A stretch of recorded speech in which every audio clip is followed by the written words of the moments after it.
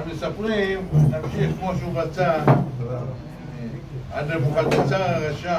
נבוכדנצר הרשע הוא חלם חלום, אומרים עליו, והוא לא ידע את החלום. הוא הלך לכל החכמים שלו, הוא אומר, אני רוצה שתספרו לי את החלום ותפתרו לי אותו.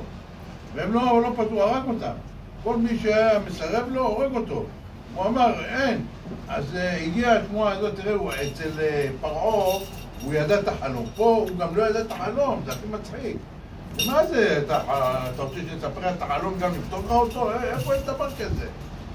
אז הגיעה השמועה הזאת לדניאל, דניאל שמע את זה, אמר, אני אפתור לו.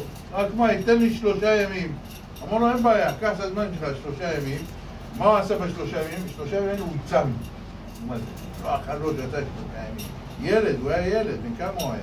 היה ילד. אפילו לא יודע מה היה לו בר מצווה. כן, היה ילד. ואז הוא חלם, ואז בשמיים גילו לו, והוא קיבל איזה עונש. דניאל קיבל איזה עונש. מה קרה? גילו לו, מה גילו לו? גילו לו שהוא יהפך להיות חיה, יהיה חיה, וכל החיות של היער יבעלו אותו. איך זה יכול להיות? הרי יש מין במינו. אומרים, כל מין שהיה רואה אותו, היה חושב שזה מהזן שלו. היו גואלים אותו, ככה 7 שנים. נבוכדנצר? כן, נבוכדנצר היה רשע. 7 שנים, כן, 7 שנים ככה היה. אז הוא אמר לו ככה וככה החלום. אחרי זה גם סיפר לו גם על העתידות, על החיה וזה, אבל זה, אז הוא אמר לו, אז מה עושים? הוא אמר לו, בצדקה פירוק. בצדקה, תראו מה זה כוח בצדקה. אם אדם נותן צדקה, זה לא סתם אומרים. האל הקדוש נקדש בצדקה, הרי צדקה תציל ממוות. יודעים מה זה מוות? יענו מגזר בן אדם מוות, הוא נתן צדקה, כן, אבל לא נתן 2-3 פרוטות. שייתן את זה בכיס שלו, שישאיר את זה בכיס שלו. ייתן לפחות, תביא לו את המפתח. לפחות, שייתן לפחות סעודה. סעודה ככה טובה. זה נקרא צדקה, אבל נותן 2-3 פרוטות, הוא לא יכול לקנות בזה אפילו לחמניה, זה לא נקרא צדקה. זה בושה להגיד שזה צדקה בכלל. צריך לתת בעין יפה. ואז אף לא יפטרו אותו ממוות.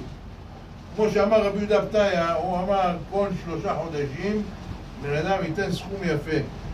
ואז לא יהיה אף פעם חולה. כל שכן אם מציל ממוות, מציל גם ממחלות. הרי יש אנשים סתם חולים. למה? הוא לא נותן דקה. הוא לא נותן דקה, נהיה חולה. כן, כן. נהיה עליו כתרו. מה אתם חושבים? טוב, נחזור לעניין שלנו.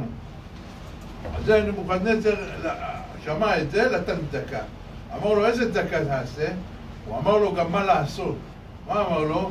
אמר לו, תביא, שתפתח בית תמחוי בבית שלך. היה לו ארמון. יום אחד הוא בא עצבני. עכשיו, העניים לפעמים רבים ביניהם על האוכל. יש אנשים מוחים דקטנות, רבים על האוכל, מסכנים. רעבים, כן, לא רואים בעיניים, וזה, חוטפים, וזה, אין להם סבלנות. אז הוא בא הבית יום אחד, ראה ככה, גירש את כולם. איך שגירש את כולם זה לקח לו פתוק שנה. גירש את כולם, ואז באותו יום הוא מתהפך. מתהפך נהיה לחיה. 7 שנים הוא נעלם.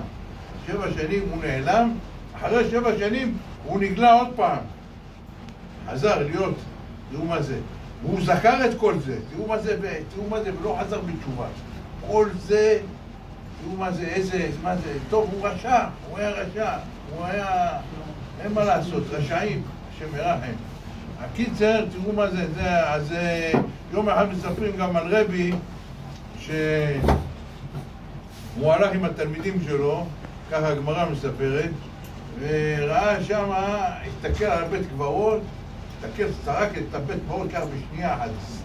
כלומר, אתם רואים, כל האנשים פה מתו מעין הרע. מעין הרע. מה זה? מעין הרע, זה מה זה? אמרו לו, מה? הם מתו? הוא אומר, כן, 99% אנשים מתים מעין הרע. ואלה שעושים את העין, הכדור חוזר על הראש שלהם. זה, אהבתי לשמוע את זה. אלה שעושים את הרשע הזה, גם הכדור גם חוזר אליהם. שלא תחשבו, בן אדם יעשה רע, וזהו. לא התחשבנו איתו. אין דבר כזה. אין דבר. בן אדם עושה טוב, מקבל טוב. עושה רע, מקבל רע. אין אפס. אין אפס פה. אז שאלו אותו התלמידים, מה נעשה? אם כולם מתים מעין הרע, אז מה נעשה? אמר, יקנו ספר תורה, תסתכלו, אין הרבה אנשים קוראים ספר. למה? תמיד שיש מצווה שכרוכה בממון, השטן, היצר רע, לא לוטה.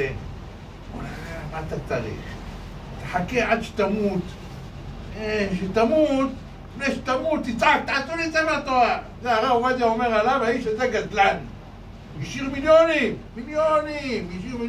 הוא אומר עליו גזלן, מה גזלן? הוא אומר, כן, שבחיותו, שהוא היה גיבור, ואכל לבזבז את הכסף, בוא תעשה את המצווה הזאת.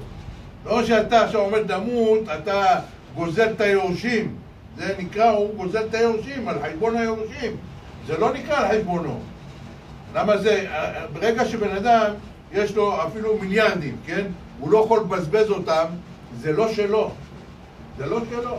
הוא לא יכול לבזבז. הוא מותק למיטה. הוא לא יכול לבזבז את זה. זה נקרא שזה לא שלו. אז של מי זה? של היורשים. ברוך ה' לעולם, אמן ואמן.